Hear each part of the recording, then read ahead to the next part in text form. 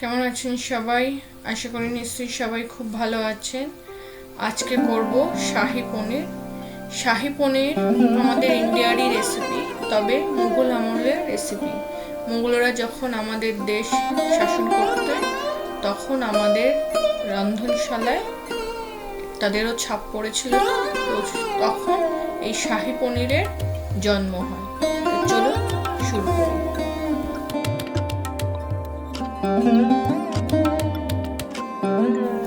প্রথমে আমি প্যানে 3 টেবিল চামচ সয়াবিন অয়েল নিয়ে নিলাম। তেলটা গরম হওয়া পর্যন্ত ওয়েট করব। তারপর 1 টেবিল চামচ বাটার দিয়ে দেব। বাটারটা গরম হলে আমি বাটারের মধ্যে একটা ফোড়ন দেব। ফোড়নে আমি 1 ইঞ্চি দারচিনি, 2-3টে ছোট এলাচ, 4-5টা লবঙ্গ, একটা বড় এলাচ, হাফ চা চামচ জিরে, হাফ চা চামচ ধনে ব্যবহার করব।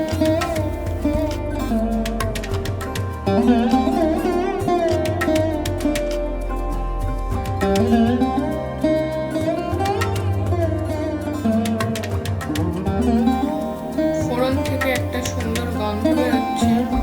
আমি এখন প্যানের মধ্যে একটা মিডিয়াম সাইজের পেঁয়াজ ডুমো করে কেটে দিয়ে দিলাম। তার সাথে 2-3 কোয়া রসুন, 1.5 ইঞ্চি মতো আদা, 10 গ্রাম কাজু বাদাম। আমি এখানে 2টো কাঁচা লঙ্কা দিলাম, আপনারা ঝালটা আপনাদের পছন্দ মতো দেবেন। তার সাথে একটা মিডিয়াম সাইজের টমেটো, সেটাও কুচি করেই দিয়ে দিলাম। আর স্বাদ অনুযায়ী নুনটাও আপনারা আপনাদের স্বাদ অনুযায়ী দেবেন। দিয়ে একটু ভাজা ভাজা করে নেবেন।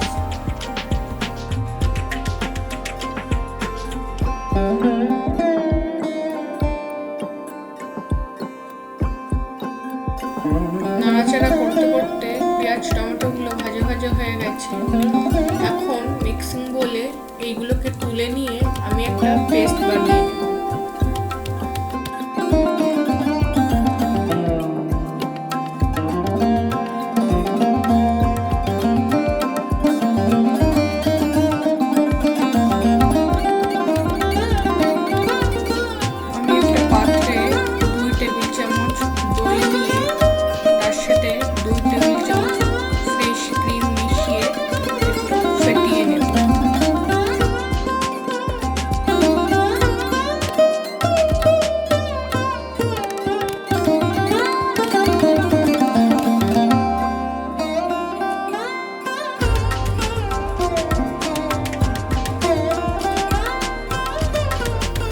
যেহেতু শাহি পনিরটা একটু রিচ হয়, সেহেতু এখানে তেল ব্যবহার না করে আমি আবারও 2 চা চামচ বাটার নিয়ে নিলাম।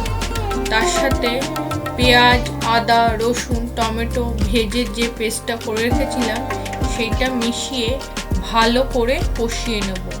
মশলাটা যেন একদম কাঁচা না থাকে। শাহি পনিরের এইটাই হচ্ছে মেন মশলা।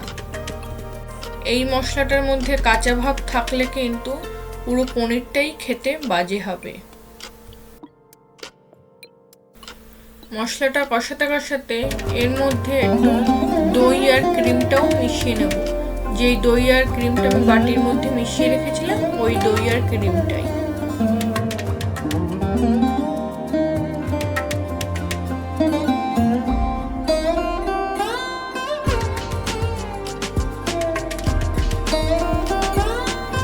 এখন দই আর মশলাটা একই সাথে কষাবো।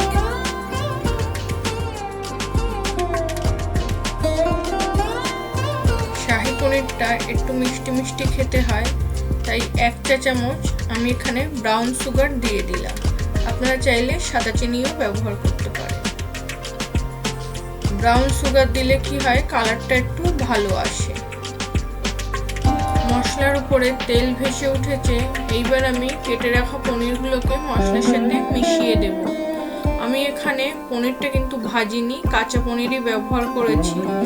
দই আর যেহেতু ক্রিমের গ্রেভি, সেহেতু আমি কাঁচা পনিরই ব্যবহার করেছি। আপনারা কাঁচা পনির খেতে পছন্দ না করলে একটু হালকা করে ভেজে নিতে পারেন।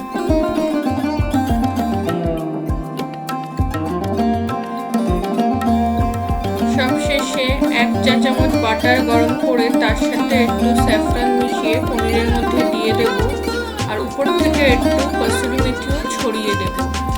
এতে গন্ধটা একটু রিচ হবে। ইচ্ছে করলে সার্ভিং বলে তুলে আবারও একটু 1 চামচ ফ্রেশ ক্রিম উপরে গার্নিশিংয়ের জন্য ছড়িয়ে দেওয়া যেতে পারে।